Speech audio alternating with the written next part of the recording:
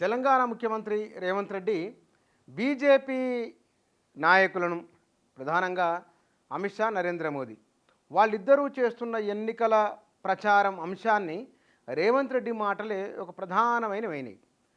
రాహుల్ గాంధీ ఇతర కాంగ్రెస్ నాయకులు వారు చేసిన ఆరోపణలకు సమాధానాలు ఇచ్చినప్పటికీ పెద్దగా అవి అంతగా ఎందుకో మీడియాలో అంత ప్రాధాన్యత వచ్చినా అవి ప్రముఖంగా వినబడలే, కనబడలే.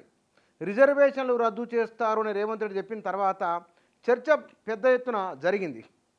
రేవంత్ రెడ్డి మరి తాజాగా అంటున్న మాట, నరేంద్ర మోదీకి 400 సీట్లు అంటే ఎట్లా వస్తాయి అని అంటున్నారు. బీజేపీ వాళ్ళు మాట్లాడుతున్న మాటలకి ఈయన కౌంటర్గా మాట్లాడుతున్నారు. ఆప్కీ అదాలత్ కార్యక్రమంలో మాట్లాడి వచ్చిన తర్వాత నుంచి రేవంత్ రెడ్డి జాతీయ స్థాయి రాజకీయాలపై చేసిన ప్రతి కామెంటు జాతీయ మీడియాలో కూడా, అంటే హిందీ మీడియాలో, ఇంగ్లీష్ మీడియాలో చాలా ప్రధానంగా హైలైట్ అవుతున్నది.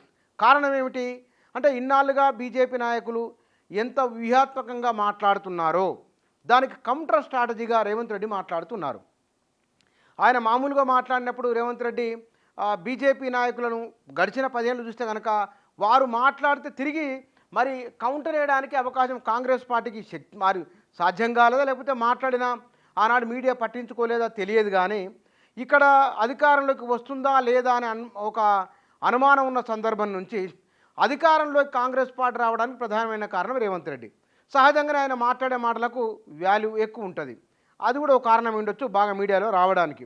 అయితే ఆయన మాట్లాడిన మాటలు అధ్యయనం చేయకుండా రేవంత్ రెడ్డి మాట్లాడరు అని ఆయన గురించి బాగా తెలిసిన వాళ్ళు చెప్తారు. అది సర్వే రిపోర్ట్లు కావచ్చు, క్షేత్రస్థాయిలో వచ్చిన పరిశీలన నుంచి తీసుకున్న అభిప్రాయం కావచ్చు, లేదా ఆయనకు వివిధ మార్గాల నుంచే సమాచారం కావచ్చు, వాటి ఆధారంగానే మాట్లాడతారు అని. మరి 400 సీట్లు రావు అని, బీజేపీ అధికారంలోకి రాదు అని ఎట్లా చెప్పగలుగుతున్నారు? ఏమిటి ఆయనకున్న అంచనా ఏమిటి? నిజంగానే రాదంటే అది రాజకీయ నాయకులు సహజంగానే మాట్లాడే మాటలు ఉంటాయి. వస్తుందా లేదనేది ఎన్నికల ఫలితాలు వచ్చిన తర్వాత తెలుస్తుంది. రాహుల్ గాంధీ ప్రధానమంత్రి అవుతారా, లేకపోతే నరేంద్ర మోదీ అవుతారా మూడోసారి ఎవరనేది ఫలితాలు వచ్చిన తర్వాత తెలుస్తుంది. కానీ ఇప్పటికిప్పుడు ఆయన ఎందుకు ఇట్లా మాట్లాడుతున్నంటే కొన్ని అంశాలు, బహుశా ఈ అంశాల కారణంగా రేవంత్ రెడ్డి ఇట్లా మాట్లాడుతున్నారేమో అనిపిస్తుంది. నెంబర్ 1, నరేంద్ర మోదీ గడిచిన 10 ఏళ్ల కాలం చూస్తే కనుక మీడియాకు ఇంటర్వ్యూలు ఇవ్వలేదు. కానీ వాళ్ళు ఆయన రీజనల్ మీడియాలకు కూడా ఇంటర్వ్యూలు ఇస్తున్నారు. రెండవది, నరేంద్ర మోదీ మాటల పట్ల సోషల్ మీడియాలోను, ప్రధానంగా యూట్యూబ్లోను, ఫేస్బుక్లోను ఒక పోస్టు తర్వాత విపరీతమైన చర్చ జరిగేది.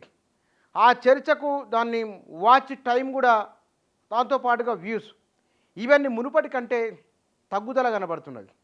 మూడోది, ఉద్యోగ కల్పన పైన ధరల పెరుగుదల, ఈ 2 అంశాలు కూడా ఎక్కువ ప్రభావితం చేస్తూ ఉన్నాయి. మరొక అంశము, 2019 ఎన్నికలతో పోల్చుకున్నప్పుడు నమోదవుతున్న పోలింగ్ పర్సెంటేజ్ అప్పటికి ఇప్పటికి చూస్తే కనుక ఈసారి తగ్గుదల ఉన్నది. ఈ తగ్గుదల ఎవరికి ఏమిటి, ఎక్కువ వస్తే ఎవరికి అది వేరే విషయం, తగ్గుదల ఉన్నది.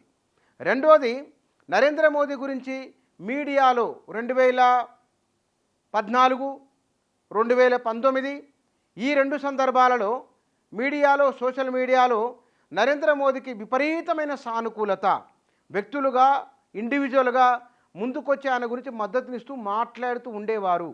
కానీ ఈసారి అలా మాట్లాడే వారి సంఖ్య కూడా తగ్గుదల కనబడుతూ ఉన్నది.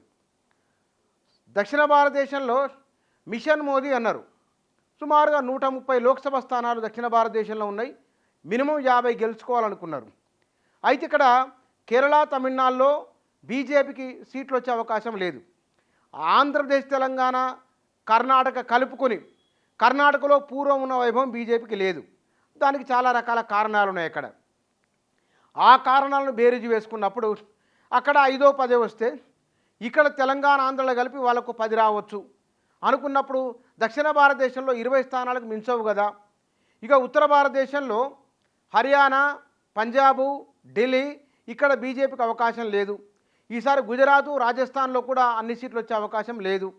మధ్యప్రదేశ్, బీహార్, ఉత్తరప్రదేశ్లో బీజేపీకి అన్ని సీట్లు రావు. ఎట్లా గెలుస్తారు? ఇది వారు చెప్తున్న మాట. అంటే ఇక్కడ ఇన్ని అంశాలు, అక్కడ రైతులకు సంబంధించిన ఉద్యమం ఉన్నది, కనీస మద్దతు ధరకు సంబంధించింది, ఒక్కొక్క రాష్ట్రంలో ఒక్కో రకమైన ఇష్యూ ఉన్నది. ఆ ఇష్యూను అడ్రస్ చేయలేకపోయిండ్రు అనేది. దీంతో పాటుగా నరేంద్ర మోదీ తొలి విడత ఎన్నికలైన తర్వాత రెండో విడత ఎన్నికల నుంచి ఆయన ఉపన్యాస ధోరణి మారింది. ఈ మారిన ధోరణి బహుశా తమకు ఓట్లు సీట్లు తగ్గుతున్నాయనే ఉద్దేశంతోనే నరేంద్ర మోదీ అట్లా మాట్లాడి ఉండవచ్చు అనే భావన కూడా రేవంత్ రెడ్డి బీజేపీకి సీట్లు రావు, తక్కువ సీట్లు వస్తాయని చెప్పడానికి, 400 సీట్లు రానే రావు అని చెప్పడానికి ఈ కారణాలన్నీ కూడా అంచనా వేసుకున్న తర్వాత రేవంత్ రెడ్డి ఇట్లా మాట్లాడుతూ ఉన్నట్లున్నది.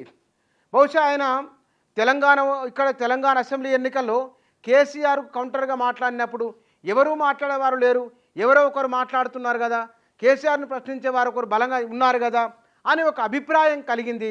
ఆ కలిగిన అభిప్రాయం అది ఓటు రూపంలోకి ఇంతలా మారుతుందని ఎవరు అంచనా వేయలేదు. బీజేపీ ఓడిపోతుందని కూడా ఎవరు అనుకోలేదు. ఎందుకంటే ఇండియా షైనింగ్ అన్నాడు, భారత్ వెలుగుతుందని అటల్ బిహారీ వాజ్పేయి పెద్ద ఎత్తున ప్రచారం చేయడం, హాత్ హామ్ ఆద్మీకే సాత్ అని ఆ ఎన్నికల్లో కాంగ్రెస్ పార్టీ నినాదం ఇచ్చింది.